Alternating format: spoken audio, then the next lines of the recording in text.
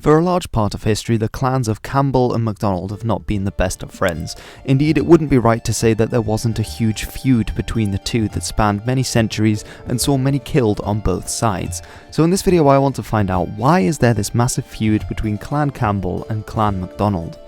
So first, the MacDonalds are in various septs and clans throughout the Highlands of Scotland, some being on the Isle of Skye, on the Isles of Uist and Lewis, as well as throughout the Highlands and into Argyllshire as well. Now, the Clan Campbell is more spread in the south, so in Argyll and the southern Highlands as opposed to the north, but these two would often clash against one another throughout history. So first let's take a look at Clan MacDonald, and MacDonald actually in Gaelic means the son of Donald, although Mac in this sense I believe is used more as the sons or the descendants of Donald, Donald being the name of one of the earliest MacDonalds, and they actually get their name from a guy called Donald MacDonald. And this guy was around in the 10th century, and he was the grandson of a man who is known to history as MacLeod, who was himself really a Norseman, a Hiberno-Norseman, who ruled over and was called the King of the Hebrides, which was this region of obviously the Hebrides, the islands, as well as parts of Argyll and Skye. I've not shaded absolutely everything in on the map because it's a little uncertain exactly where he controlled, but he was essentially a Hiberno-Norse warlord, and it's his descendant, Donald MacDonald, who then, obviously the MacDonald is where you get the name for the Clan MacDonald, which then spread. And you can see that these areas where he ruled were also the areas that the Clan MacDonald has their various septs. And throughout this video I will be using the English pronunciation for MacDonald as well as Campbell, although I haven't actually mentioned the Scots Gaelic as much as I can. And big thank you to the lads on the Discord for helping me out with the pronunciations here, and I'll try to get in the Gaelic pronunciations of these other ones. So now Clan Campbell also has a very interesting history, and Campbell actually comes from a Gaelic compound of Campbell. So this is Campbell together means crooked mouth, and it's possible that they were called this by their enemies. Actually, another clan that has a similar compound starting word is the Clan Cameron, and Cam means crooked, although Cameron is actually the Gaelic for crooked nose. So it's thought that with crooked mouth it might have even been the MacDonalds who called them this, as in that they were telling lies, and they were possibly the descendants of the Brythonic speakers, the Britons of northern England and southern Scotland, the area called Strathclyde, this old kingdom, and that they were then the descendants of these Strathclyde Britons who then became the Clan Campbell. So really they were actually on the same side during the Scottish Wars of Independence. Now for a long time actually the Clan MacDonald were a separate, really an independent unit in the north of Scotland, being part of the Norwegian rather than the Scottish diaspora. But during the Scottish Wars of Independence, the MacDonalds and the Campbells both supported Robert the Bruce, and because the MacDonalds fought so bravely for him, they constantly earned the right in Scottish history that they were on the right flank of the Scottish army, and they have been in battles throughout the centuries because of their service at the Battle of Bannockburn in 1314, which essentially led to Scottish independence being upheld from the English during the Middle Ages. Now they really begin to diverge, and the feud really comes into play after the Scottish Wars of Independence because of the different natures and geographies and locations of the two clans. Now one of these is that the MacDonalds always saw themselves as not really being entirely part of the Kingdom of Scots, because especially the ones in the Isles were known as the Lords of the Isles, because they really had a sometimes completely independent Kingdom of the Isles of the Hebrides going on, and often they would be doing land battles as well as sea battles with the Scottish kings and Scottish royalty for control over these islands. And this really came to an end only around the end of the 15th century, and they were introduced and really added as part of the Scottish kingdom. Now for this reason, of course, the MacDonalds were often fighting against the kingdom of the Scots, and this put them in stark contrast to the Campbells, who became some of the most loyal soldiers of the Scots kingdom, and often they would be the ones actually bringing the fight for the Scots to the MacDonalds in the Isles and on the seas, especially around Argyll, which some of the lands, the Campbells actually captured lands from the MacDonalds, which had once been ruled over by MacLeod, by the descendants of Donald MacDonald, and this is one of the reasons why this feud started to develop between the two. Now it really got worse around the time of the Reformation, because the Campbells, being closer to the lowlands and also more aligned to the Scottish government, which became very, very much a strictly Protestant Presbyterian system of government and belief set, they became very strictly reformed, and most of the the Campbells became Presbyterians themselves, strong Protestants. However, until a certain while, most of the MacDonalds actually remained Catholic, as people had been. Now, I should put up a disclaimer here that it's often seen that the Highland clans, they were incredibly Catholic, and part of the Jacobite risings was because it was the Catholics versus the Protestants and all of this.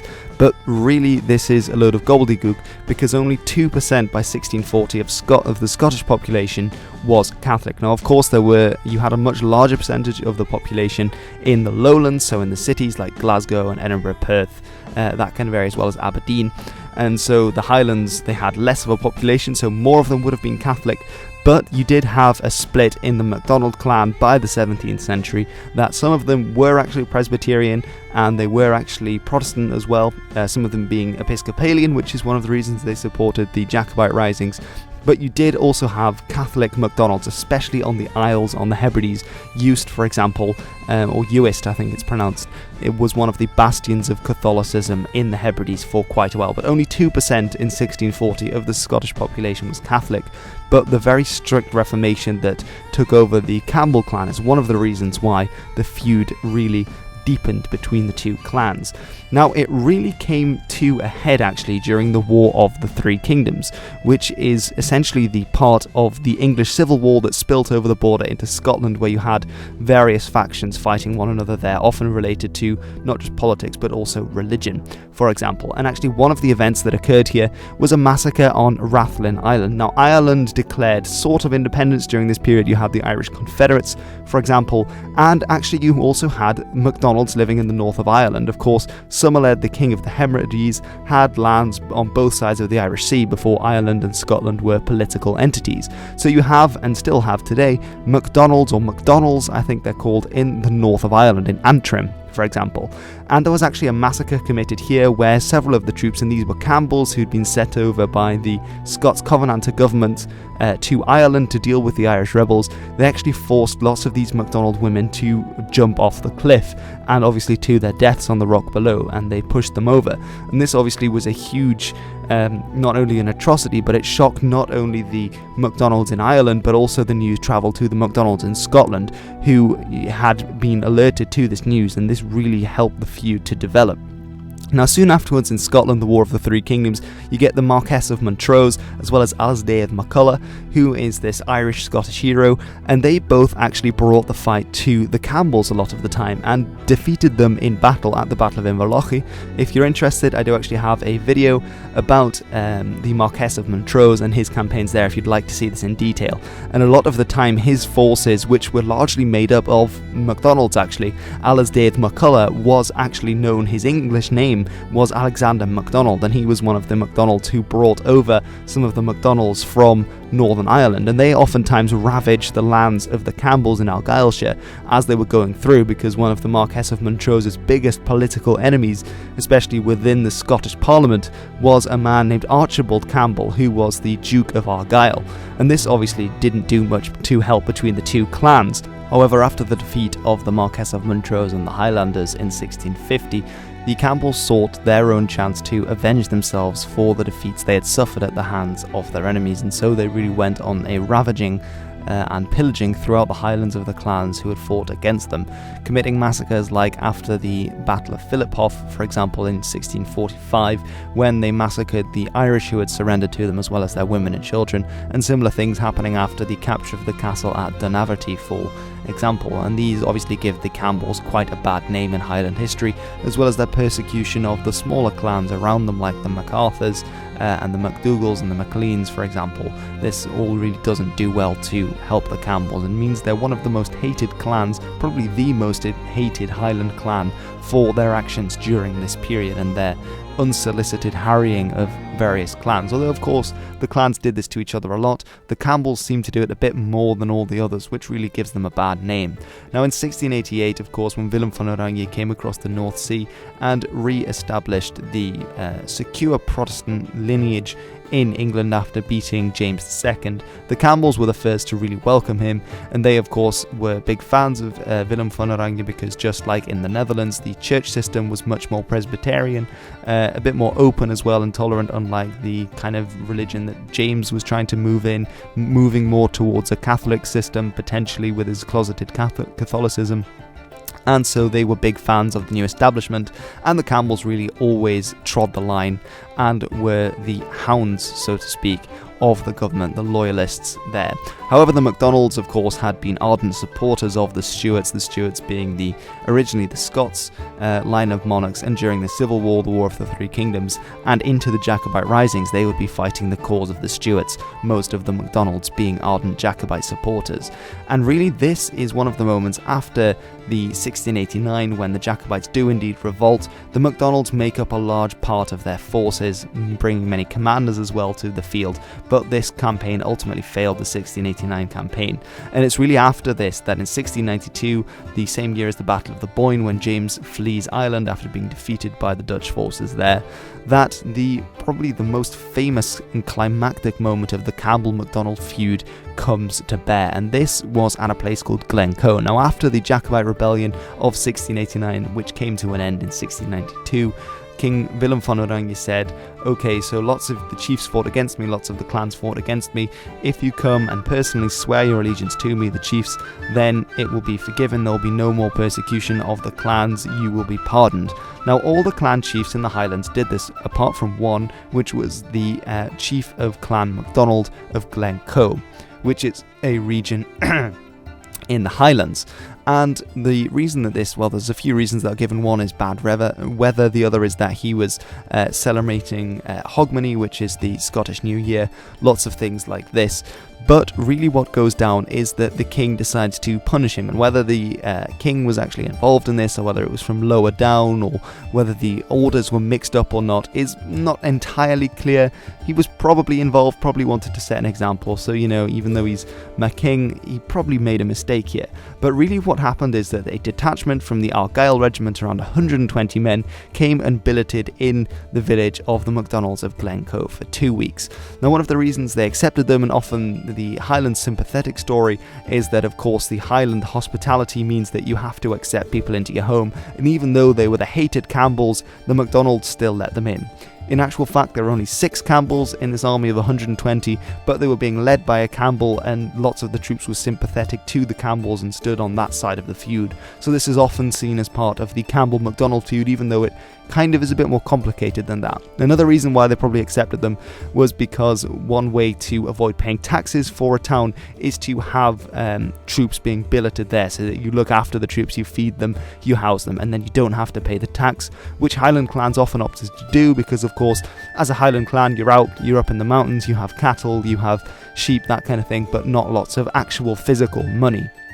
So that's one of the other reasons. But essentially what happens is, after 2 weeks of staying there, the order is given, and in the middle of the night they start murdering the MacDonalds who have been housing them for 2 weeks.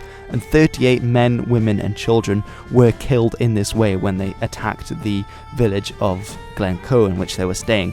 Many more later died after fleeing the village in the terrible conditions. Obviously it was February when this massacre took place, and they were out in the cold of the Scottish Highlands dying from exposure, some making it to the further villages along and being able to survive that way, but lots probably died out in the cold and the snow of the Highlands. So this really was the low point of Clan Campbell, and is one of the reasons why they're so hated, especially by the MacDonalds as well as other clans.